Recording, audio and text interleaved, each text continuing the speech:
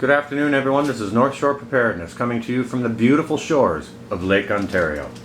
Today is Friday, September the 4th, 2020, and it's an absolutely gorgeous day out. We got a temperature of about 22, 23 degrees, sunny blue skies, a couple of little pillowy clouds up there, not bad at all, and with a nice breeze. It's absolutely beautiful. So that should translate to around, sort of 72 for my American brothers and sisters. Okay, let's get right into this. What we're doing today,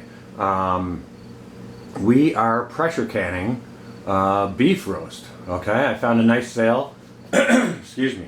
I found a nice sale on strip loin roasts, which is kind of a rare cut to get in a roast. I saw them. The price was like half off, so I grabbed myself 2 roasts. And I thought I would pressure can those. So I've already got a half a dozen jars in the pressure canner waiting, and I was going to do one more jar. I had a little bit more meat than I thought. I thought I would only get 6 jars, but it looks like I'm going to get a 7th. So I thought I'd show you guys exactly what I'm doing here. Okay. I hope everyone's well today and enjoying their day. It's the beginning of a Labor Day weekend, so. Happy Labor Day weekend, everyone.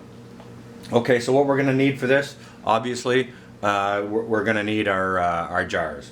Jars, you're going to want your canning funnel to help you. You're going to need lids, the rings, flats, and some warm water. Your lifter, obviously. Cutting board and knife. The fresh ingredients we will be using today. We will be using some fresh onion and some fresh garlic. Okay, now the rest of the ingredients I will show you here. You're going to need dried granulated onion powder, granulated garlic powder, whole peppercorns, whichever kind you like. We're going to need some. We're going to be using kosher salt today.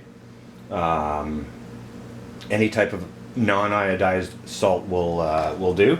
We're going to be using some dried ground thyme today, some ground black pepper,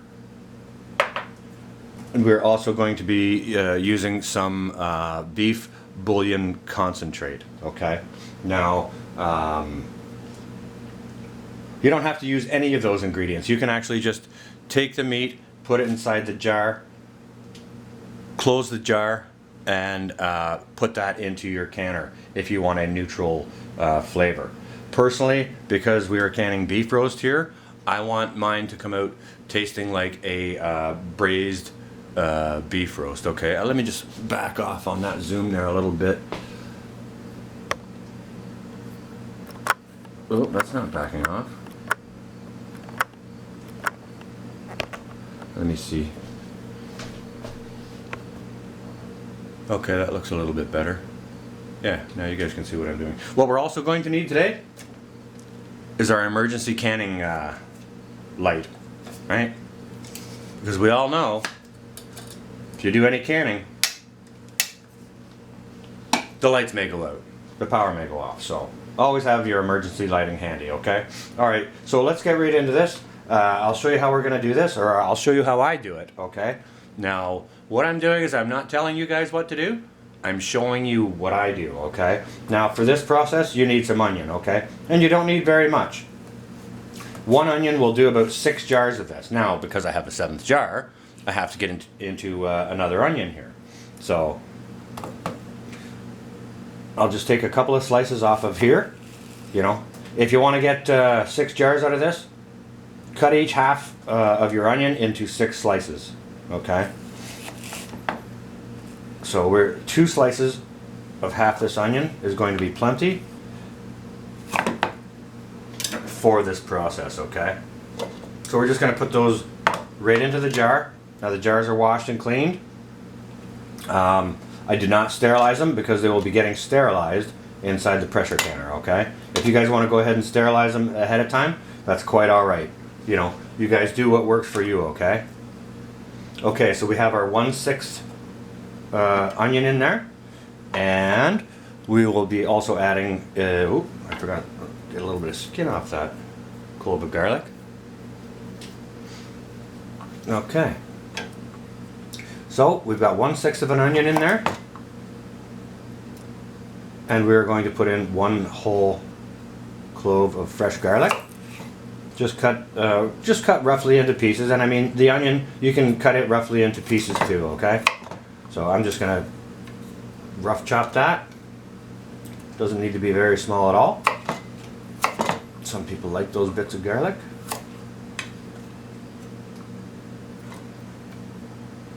Okay, so we have garlic. And we have onions inside the jar, okay? Now what I'm going to do is I'm going to add a little bit of my beef bouillon into the bottom. Now we're only looking for about like a teaspoon or so here, okay? So I want this to have a nice beefy flavor. I want it to taste like beef pot roast. So there we're about 1 teaspoon there.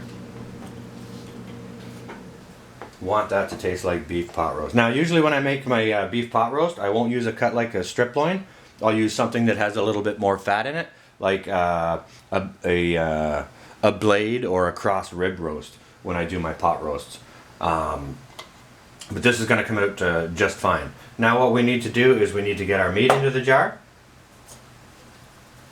Now when I got my roasts, they had, you know, your strip loin roasts, when you get them, they typically have a fat cap layer on the top of it. So I have cut that off, and underneath that fat cap, as some of you may know, there will be a layer of silver skin on there that you want to pull off. You will not have a pleasurable dining experience if you do not pull off the silver skin, okay? It is just very tough, and you do not want to eat that, okay? Okay, so I got my beef roasts all trimmed up from the fat cap and the silver skin, and I started cutting them into about 1-inch steaks.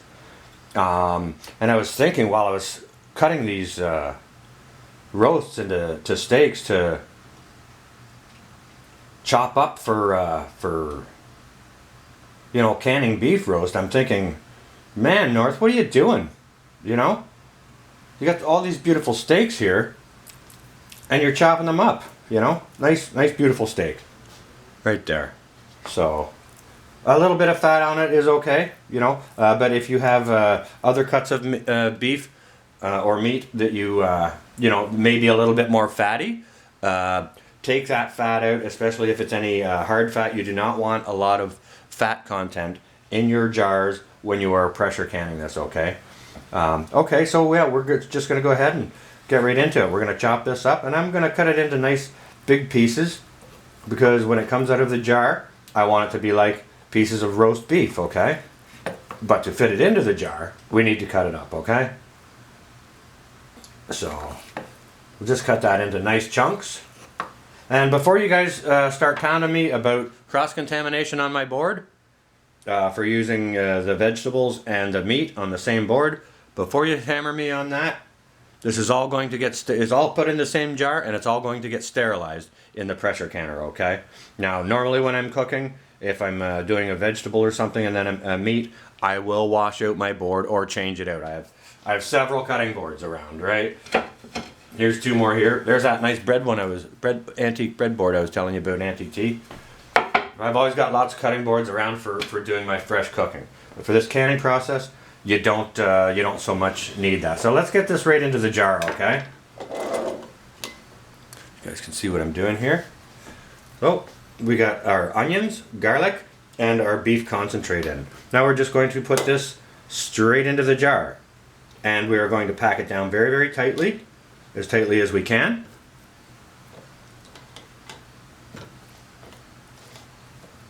So, and I got one more piece left here, which is going to be perfect.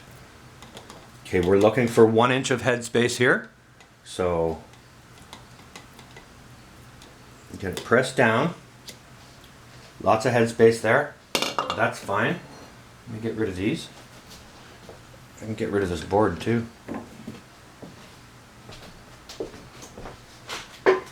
And we will carry on. We're going to add our flavorings in now too, okay? All right, so peppercorns, literally 1, 2, 3 peppercorns. Onions, garlic, beef concentrate, peppercorns in, okay?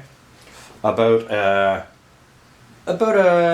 you know, eighth of a teaspoon or whatever, eighth or a quarter teaspoon of dried thyme. You know, about an eighth of a teaspoon again of ground black pepper. And I have a quarter teaspoon measure here for my, this is granulated onion powder. Going in right on the top. And granulated garlic powder. Going in right on the top. Quarter teaspoon, guys. This should create a nice flavor profile. Now, I'm normally when I do pints of anything that I add salt to, I normally add a half a teaspoon. I'm adding a quarter teaspoon today, just because I don't want this beef too salty. There's already some salt in the beef concentrate, and I do not want to have it too salty. Now you can leave the salt out if you want to. Like I said, you don't have to put any of this in. You can just do this plain if you want to. Now, you can also alter the flavor if you want. If you want a little bit of teriyaki flavor in your beef, you can add a teriyaki seasoning to it. Or you can add a taco seasoning if you want it, you know, more for a taco flavored thing. You can use a Montreal steak spice type thing, or a keg steak spice. Whatever flavor profile that you feel like creating in your beef, you can go ahead and do that. Now, something that I do, now again, I'm not telling you guys what to do. I am showing you what I do, okay? And what I'm going to do next is not recommended, okay? And what that is I have 1 ounce of water here, and I'm going to add possibly all of it, maybe just a little bit of it in here, okay? And I have my debubbler. It is over here. Let me get that. Okay. So I'm just going to add a little bit of that water right in. Again, this is not recommended. I am showing you what I am doing, not telling you what to do, okay? Now the reason that I add a little bit of water into my beef roast is because, like, this beef roast is going to produce its own liquids. It's going to produce its own broth, okay? However, when it does produce its liquid, oftentimes it does not come up, the liquid does not come up over the jar, or sorry, to the top of the meat. And I like to have my meats, when I'm canning meats, I like to have the water level come up to the top. That's just me. That's a personal choice. Again, not telling you guys what to do, showing you what I do, okay? Yeah, everybody's got to do their own research for themselves, and, you know, find out what works for you guys, find out what flavor profiles you guys like, and, you know, you guys do you, okay? Again, just showing you what I am doing. Now, because we're working with a meat product, vinegar, a rag, completely wipe down our lid, or sorry, the top of our jar. Make sure there's no fats or little bits of spices or seasonings on there, so that we get a nice seal on our jar after the pressure canning process. Now, when we pressure can these, we are going to pressure can them at 11 pounds for these pint-sized jars. Now, I'm using wide mouth jars because I find when you do meat, it's easier to take your pieces of meat out of the jar with the wide mouth jars. You can use regular type jars, not the wide mouth kind, but the regular. You can use those if you want. You just may have a more difficult time getting your product out of the jar once it has been processed, okay? Okay, so we got it wiped here. Got our flat on. We're going to put our ring on.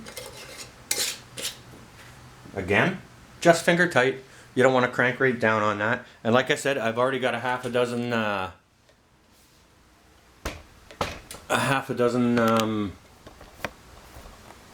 jars into the pressure canner here already, okay? So we're just gonna get this, we'll get this other one put in.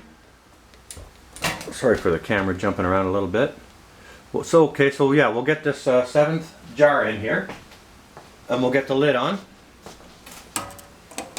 Now this is cold pack again, or raw pack, so cold jars, cold meat, into a cold canner with cold water, okay? Just so you don't have shock on your jars. You do not want your jars to crack on you, okay? Now, if I can find my arrow.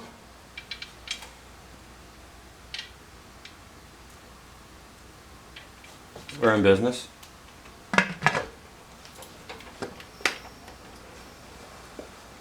Okay. We're all set and ready to go. I will put the heat on maximum. And I will wait for my pressure canner to start steaming out. Once it has steamed, steady stream of steam for 10 minutes, and then I'll put my weight on